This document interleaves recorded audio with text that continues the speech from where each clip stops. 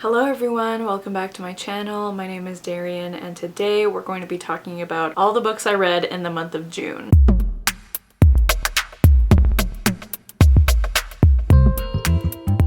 So June was a pretty good reading month. I managed to read 9 books. However, I did have 2 DNFs, and yes, I count my DNFs towards my reading goal because I put a lot of time and effort into those books, so I count them. If you don't count them, that's fine, but I count them. So before we get into the books that I read in June, let's get into some of the stats. So like I said, I read 9 books in June. I read a total of 26,000 and no, whoa.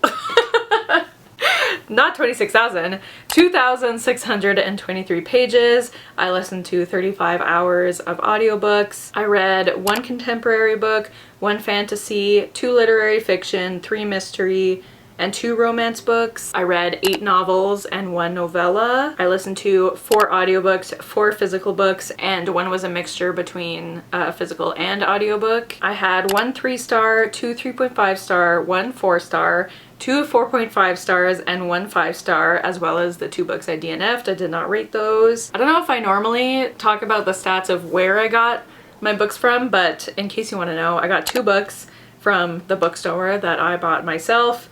2 of them were from Everand, 4 of them were from the library, and 1 was from Libro FM. 8 of the books were adult and 1 was YA, which is kind of surprising. I feel like I'm reading less and less YA. 3 of them were part of a series and 6 of them were standalones. And in terms of the year they were published, 1 was from 2023, 2 from 2022, 1 from 2015, 1 from 2019, and 3 from 2024, and 1 from 2021. I know that's in a weird order, that's just the way it appears in my stats. And yeah, I think those are all the stats I usually talk about. I only read fiction books this month, I didn't read any nonfiction. So the way I've been doing my wrap-ups this year is I talk about the books in order from the worst to the best, which means I need to start with my DNFs. So the first DNF I had this month, and I'll talk about my other DNF in a second obviously, but that book I am not committing to the DNF. I would like to come back to that book one day. This book I am not gonna come back to, I don't think ever, and that was A Good Girl's Guide to Murder by Holly Jackson. Now I know, everybody quiet down. I know this is a beloved book on BookTube, Book Talk, everywhere. Literally everybody and their mother loves this book. The TV show is coming out soon. So I was so excited to read this book, and I don't think it's a bad book. The main reason I DNF'd it was that it was slightly triggering for me. The book follows this girl named Pip. I think her name's Pip, and she is in her graduating year of high school, I think, and she's doing a project on this girl who went missing, I think 5 years ago, and her boyfriend at the time was charged for her murder, for her disappearance, and the boyfriend ended up dying by suicide. And so Pip is doing her project on what happened because she believes that it wasn't the boyfriend who was in charge of her disappearance, and that whoever was in charge of her disappearance or her murder is still out there somewhere, and she's gonna figure out who it is. And this book takes a lot. Like, you really need to suspend your disbelief to read this book, because why would this teenage girl be running around questioning the friends and family of this girl who disappeared, and why would they be okay with that? I just couldn't. I feel like this story just kind of hit a bit too close to home for me to be able to suspend my disbelief, because if this had happened in real life, I would have kicked this girl, like I don't know, she just really bothered me, and I could not separate myself from the story. So I had to stop reading it because I knew if I finished it, I mean, first of all, I knew I was just triggering myself, and if I had finished it, I would have given it a bad rating, and I don't necessarily think it deserves a bad rating. It just wasn't good for me, so I had to DNF it. I'm very sorry, but hopefully people can understand. And then the other book I DNF'd was Looking for Love in All the Haunted Places by Claire Kahn. I am so sad that this wasn't working for me. This is, I don't even know how to explain what this is about. You're following this girl named Lucky who has this power where when she meets people, it's not so much a psychic ability, but she's able to see like the personality and the true intentions of the person. She believes that this makes her a great candidate for this show that is filming where there's this house that is supposedly haunted, and every other person they've had to come film inside the house has left after 3 nights, but she believes she can do it, and it has something to do with her power. And then of course there's a guy who is also working on the show, and there's a bit of a romance, and the main character is asexual. And I didn't even get to the part where they talked about her asexuality because I was just really bored. I don't know, maybe this would have worked better on audio. I don't know what the issue was, but like whenever I wasn't reading this book, I was dreading picking it up again because I just was not interested in the story. But I'm wondering if maybe I just read it at the wrong time, because Claire Kahn is one of my favorite authors, so I definitely would like to pick this up again one day and try again. I did skim through it after I decided to DNF it. I skimmed through it and found the parts where they talked about asexuality, and I mean, maybe it would have hit me better if I had just read the story, but the conversations that they were having about asexuality felt like almost copy-paste from The Romantic Agenda, which is another book by Claire Kahn. So I was like, oh, okay, this just feels like that book, but a bit more boring. I don't know, I feel really bad, but it just wasn't working for me, so I definitely want to try again one day, but this was really disappointing. So moving on to the books that I did finish and I did rate. I think my least favorite book of the month was First Lie Wins by Ashley Elston, and I honestly barely remember this book at all. Like, this was the book that I read physically and listened to the audiobook, and I started out reading it physically, and then I needed the audiobook to like help me finish it, because this again was also kind of boring. I was definitely interested in the beginning half of the book.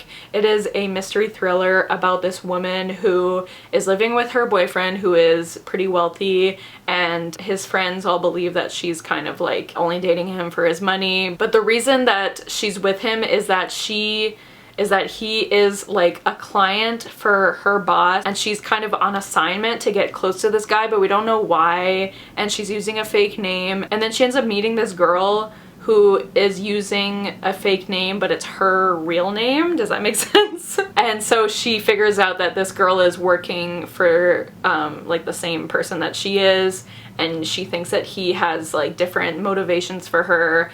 I don't know. It was kind of confusing, and like I barely remember it, as you can tell by me trying to explain what it's about. And I'm surprised because so many people have given this book 5 stars, and it's like the best mystery of the year, and I just don't see it. I don't really understand. Everything got really confusing by the end of the book, and it was like, who's the real bad guy? Who's like, what's the real identity of her boss? Because we don't know until the very end. And I was like, okay, like, I don't know. I find some mysteries, especially for me as someone who doesn't read a lot of mysteries, I feel like it needs to be kept a little more simple just for me to be able to follow and be like, okay, that's the bad guy, I got it. Instead of like, well, that's the bad guy, but maybe it's also this guy, and she got involved with this, and I don't know. Like, I was just confused. So I gave it 3 stars because I don't think it's bad. I just don't think it was for me.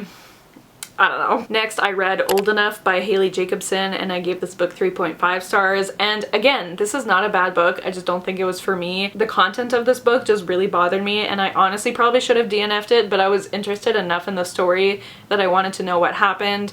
But you're following our main character, I think her name's Savannah, and she is in college, and you find out pretty early on that a few years ago her best friend's brother had sexually assaulted her, and her best friend kind of pretends it didn't happen because she doesn't really want any drama between her brother and her best friend. She doesn't want to choose between them, so they kind of just pretend that it never happened. But Savannah is still heavily dealing with the trauma of the situation, and her best friend is now getting married, and obviously she wants Savannah to be at the wedding, and her brother is going to be one of the groomsmen, and so Savannah will have to see him. Savannah is in college now, and she's not going to the same school as her best friend, so it's about her like finding new friends who understand her maybe a bit more than her best friend from her teenage years, and her dealing with this trauma. This book is also very queer. Savannah is bisexual, and there's a lot of queer characters in this book, so I loved it for that. There's not really like an on-page description of the sexual assault, but it's definitely inferred a lot, and there's heavy descriptions of her trauma about it and her dealing with it, and so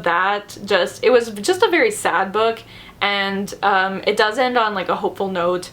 But I had a lot of trouble with it. It took me a while to read because it just felt really heavy, which you know, it's supposed to, so I think it's a well-written book, but I can't say that I enjoyed it. So I gave it 3.5 because I think it's a good book and I think it dealt with these themes very well because it left such an impact on me, but it's not a book I really like to think about. And yeah, so I don't know if I would necessarily recommend it, but if you feel like you can read a book like this, then check it out, because I know a lot of people love this book. So I don't know. I think I maybe just read it the wrong time. That seems to be the theme of this month, but I was just like, I don't know. It made me very uncomfortable. And then the other 3.5 star that I gave this month was Greta and Valden by, who's the author? Rebecca K. Riley. And this is a book that I just, I don't remember it very well. This follows two siblings, Greta and Valden, obviously, and they're both queer, and it's very like slice of life almost, a lot about them and their relationships with people, their romantic relationships and their relationship with their family. And I feel like I would have liked this book better if I read it physically, but I listened to the audio and I found I often was finding it hard to follow in the audiobook because it's very stream of consciousness writing and you're switching between the two point of views quite often. There were also a lot of characters and some of the characters had very similar names to each other. Like we had Valden, but his grandfather's name was Vlad, and then I don't even remember their names, but there were two other characters who I just kept mixing up, and I think I just would have followed it better if I had read it physically. So I gave it 3.5 because I think it was a good book, but I really don't have much to say about it because I barely remember it, to be honest. But it is queer, so, and the cover is beautiful, so there's that going for it. So then I had one 4-star this month, and that was How to End a Love Story by Yulin Kwong, and this author is writing the screenplay for, I can't remember, I think she's writing the screenplay for People We Meet on Vacation and directing Beach Read, like those two movies. I think they're movies. And Emily Henry blurbed this book, so it had Emily Henry's seal of approval, so I thought I would really like it. And I really enjoyed this. I definitely was liking the first half way more than the second half. I thought it was gonna be a 5-star. Like, I never wanted to stop listening to the audiobook. You're following, I don't remember these characters' names, but you're following these two characters who are kind of connected in a very tragic way because our main character, when she was in high school, her sister ran into the middle of a highway and was hit by the main, like the love interest's car. And so she has always kind of blamed him for her sister's death, even though of course it's not his fault. And they, you know, they never really want to see each other again, and then they end up reconnecting because she becomes this very famous author who writes a very popular like YA series that's being turned into a TV show, and he is a screenwriter who is working on the show with her. You know, they don't get off on their best foot because of their past trauma, but then they kind of start talking about what happened, and through that they get closer, and then a romance starts. I love romances that talk about deep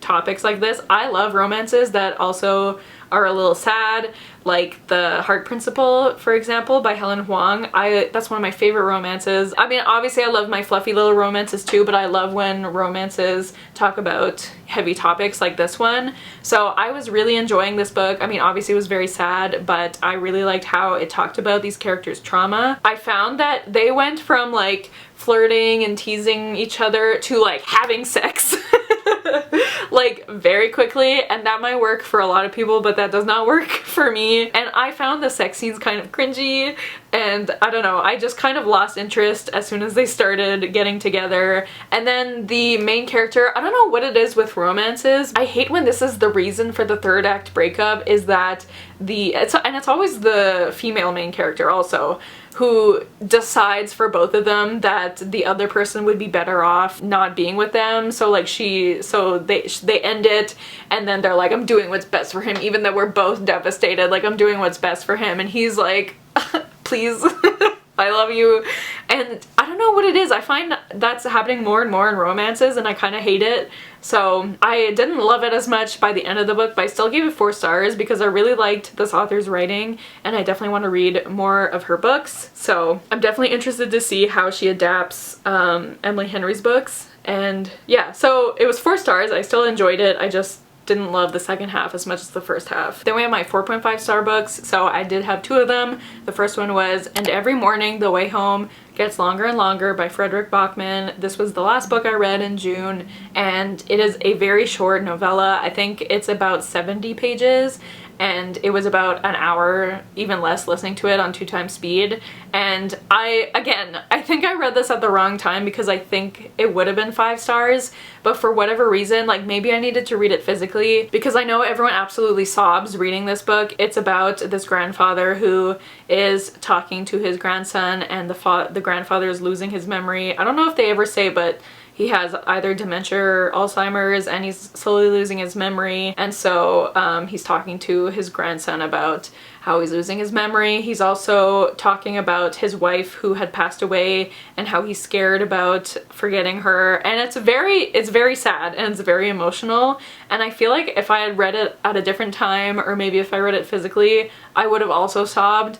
But like I got very like teary-eyed and emotional, but it didn't like impact me as much as I wanted it to.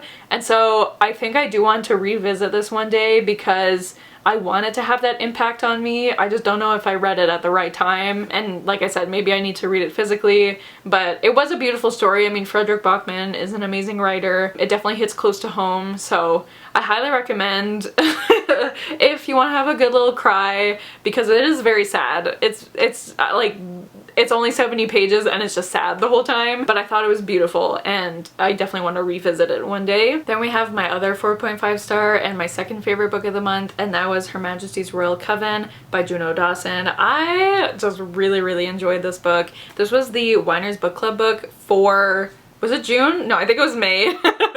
But it took us until June to have our live show, and I think I'm the only one who liked this book, but I just thought, I don't know, I flew through this book. I thought it was really fun. It is about this group of witches called Her Majesty's Royal Coven, and it is essentially a department of the British government, but it is obviously a secret, and it's just this group of witches who help with, you know, people trying to destroy the world.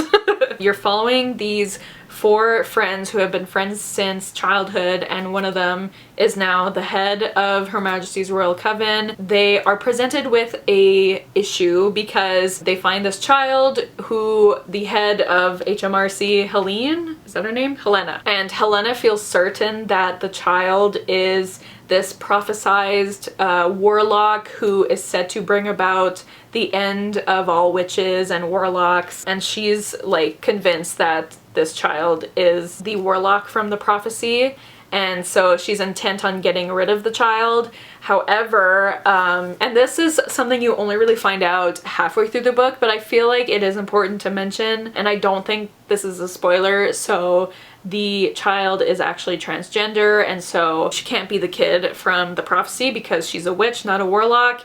And the other witches in this friend group decide to try to protect the child, but Helena, as it turns out, is quite transphobic and does not believe these friends, and so there's a lot of discussions about transphobia, especially in Britain. And Sasha brought up in the live show, which I didn't realize, but she said that she had seen that this is supposed to kind of be like a response to J.K. Rowling and her transphobia, and honestly that gave the book a lot more meaning to me. And Juno Dawson, who is a trans author herself, I loved the way she wrote this. I was so interested to see what was gonna happen and just the conversations that these characters had with each other. I just thought it was very interesting, and I really had a good time with this book. Let me tell you, that ending though, like, I am in denial about that ending. Like, there's no way. So I can't wait to read the rest of the series. I feel like it's been a long time since I've liked a witchy book. Aside from The Secret Society of Irregular Witches, I think it's been a long time since I've liked a witchy book, so I'm really happy I love this. I would highly recommend. Obviously, a huge trigger warning for transphobia in this book. It is definitely difficult to read, especially because you are in Helena's head for some chapters, and so you were kind of forced to listen to her transphobic thoughts. The way that the other characters dealt with that, I don't know. I just loved their friendship, obviously not including Helena. I loved the character, I can't remember her name. I think it's Theo. Theo, yes. I loved Theo. That's the child witch. I don't know, I just really like this book, so I highly recommend it if you haven't read this yet. And then finally, my favorite book of the month and my only 5-star book was Everyone in My Family Has Killed Someone by Benjamin Stevenson. I had so much fun with this book. Oh my god, it was so much fun. It is a murder mystery, and the narrator of the book breaks the fourth wall often, and like during the prologue of the book, he's like, people get murdered on this page, this page, this page, and then throughout the book he'll be like, you'll notice that you're on page this and this, so you know a murder is coming up, and like stuff like that. He'll also be like, I know you're probably thinking that this character looks suspicious right now, but I'll spoil you and say he's not the killer. Like, it was just so much fun to read. I loved all the different characters and learning more about them, and the twist at the end shook me. I did not see it coming at all. I just had so much fun reading this book, so if you have not read it yet, I highly recommend. It was so much fun. It's one of the most fun books I've read so far this year, and I can't wait to continue on with this series. I have a feeling the other books won't live up to this one, but still, I loved Benjamin Stevenson's writing. I thought he was so funny. I just had a great time. So I highly recommend this book, of course. It was my only 5-star of the month. So yeah, those are the 9 books that I read in the month of June. Let me know if you read any of these books or what was your favorite book that you read in June. If you watched till the end, leave a witchy emoji for HMRC. And yeah, thank you guys so much for watching. Don't forget to like, comment, and subscribe, and I'll see you guys soon with another video soon. Bye!